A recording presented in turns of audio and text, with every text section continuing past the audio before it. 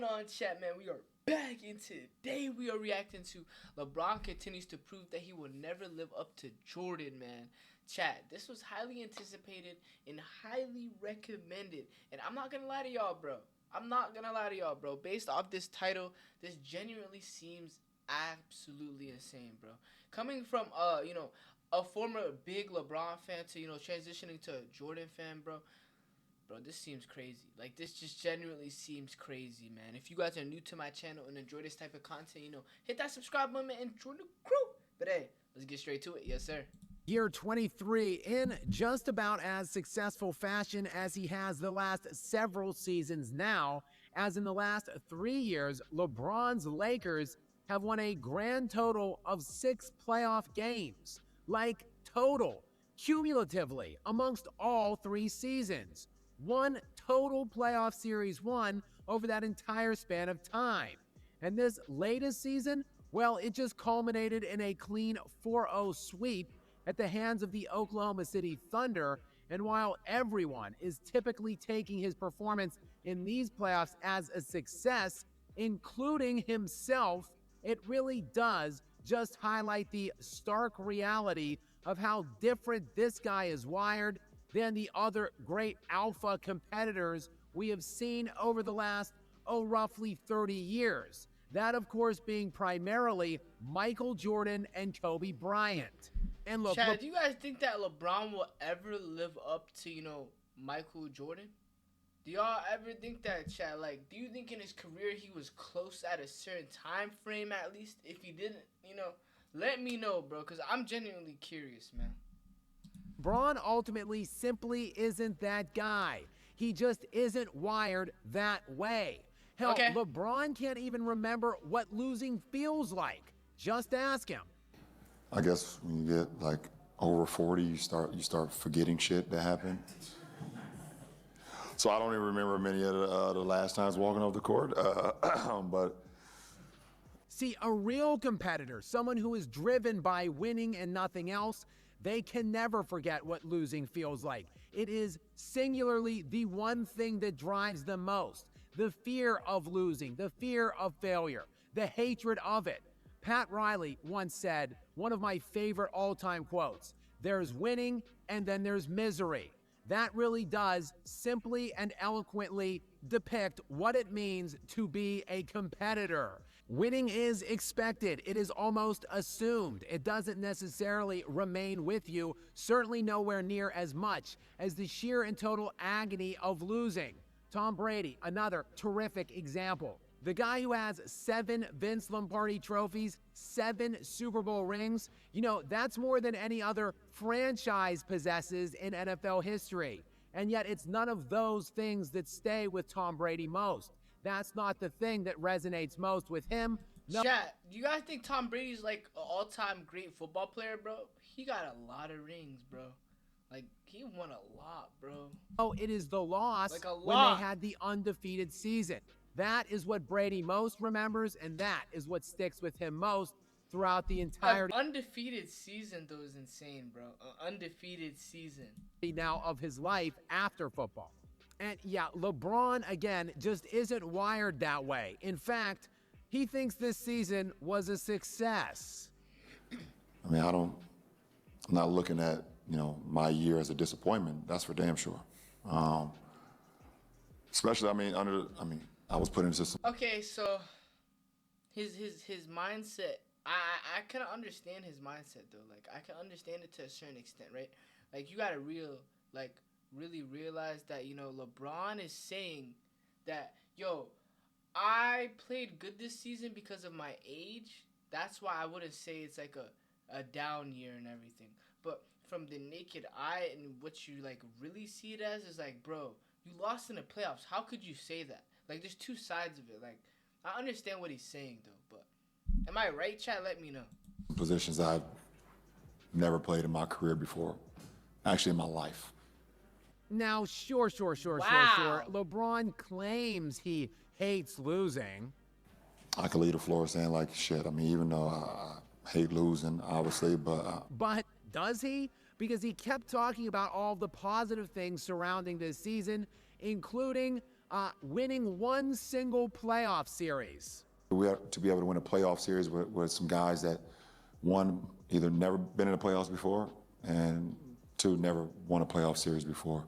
You know, to be in a bunker, to be in a foxhole with guys with that like that, that was pretty awesome too. So he also seemed pretty damn proud of himself for being the third option. I've never been a third option in my life. So to be able to, you know, thrive in that role for that period of time, and then have to step back into the role that I've been accustomed with over my career, over my life, playing the sport, and be able to thrive under that, and then just my teammates allowing me to like lead them under extreme circumstances, that was pretty cool for me. And wait a second, never been a third option, Bron? Wasn't this you, bro? Nah, this guy was the third option as a back-to-back league MVP. Of course he has to remind us about that 2011 Jason Terry thing, bro. Of course, bro. Of course, bro. Of course. In an NBA Finals series in his late 20s. LeBron has certainly been a third option before, and he was again this year. Though again, just let him tell you how impressed he was with himself that he was able to easily snap back into being that number one option and lead his team to success this year. And then have to step back into the role that I've been accustomed with over my career, over my life, playing the sport, and be able to thrive under that, and then just my teammates allowing me to like lead them under extreme circumstances, that was pretty cool for me.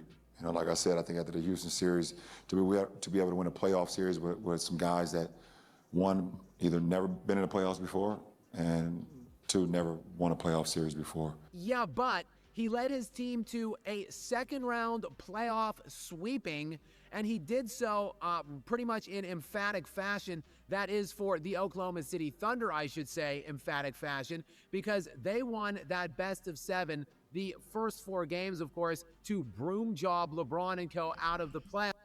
I ain't gonna lie, bro. This OKC, team, bro, they be foul baiting so much, though, and flopping, chat. Y'all seen that, bro. Come on. Y'all can't say you didn't see OKC flopping, foul bait against the Lakers in that series, though, chat. Come on. Come on. Be honest, bro. Be honest, bro. They won by an average margin of differential of 16 points per game.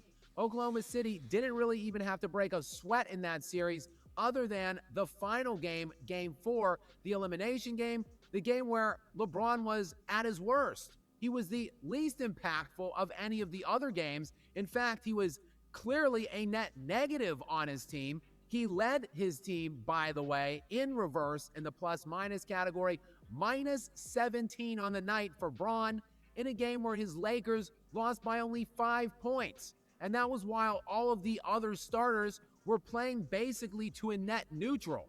Rui Hachimura and DeAndre Ayton were both minus 2. Austin Reeves was minus 6. And Marcus Smart was a plus 5. Yeah, in that game, LeBron James minus 17. Oh, and of course LeBron James minus 17, chat. Minus 17. Choked in the clutch like he typically does. He had the ball in his hand and had a good look to give the Lakers the go-ahead basket with about 20 seconds left in the game. But of course, he missed that. OKC rebounded it. Free throws made. Game over. Series over. Again, thanks for nothing, LeBron. And again, just keep in mind, not a failure. I mean, I'm not looking at, my year as a disappointment. That's for damn sure. A 4-game sweep, his 4th sweep of his career, and the 8th time. Bro, the 4-game sweep, the 4 times in his career being swept, bro. Bro, why is that statistic actual thing, bro? Why, bro? Like, 4 times is so bad. Time in his NBA career now, he has gone out in 5 games or less at the end of a season. Not a failure, though, says LeBron. As if Mike or Kobe would have ever dreamed of saying something like that or seen it like that. Of course they wouldn't, because they were ultimate competitors, ultimate killers, and ultimate alphas. That's why they were also ultimate winners. And LeBron James, well, he quite simply isn't that. and to see more on LeBron James's 4 sweeps and 4 gentlemen sweeps, a grand total of 8 series again in which he has gone out in the playoffs in 5 games or less. You can check out this video right here. And as always, guys, please do make sure that you are subscribed with notifications. Chat, I ain't gonna lie to y'all, bro. I'm just lost for words. Like, you know, LeBron's legacy is looking crazy at the moment because, you know, he keeps losing in the playoffs, right? And, you know, Michael Jordan hasn't lost in the playoffs this much, bro. So the fact that, you know, it doesn't go hand to hand, but it makes the, you know, it makes the record look bad, bro. And it hurts. I ain't gonna lie, it does hurt, bro. Like, it does hurt coming from, you know, a fanboy that, you know, watched LeBron since what? You know, my whole life, basically, bro. That's literally how I got introduced to basketball, Curry and LeBron. So, man, with that being said, chat, this is the end of the video. So make sure to like, comment, subscribe, and I'll catch y'all next time. Yes, sir.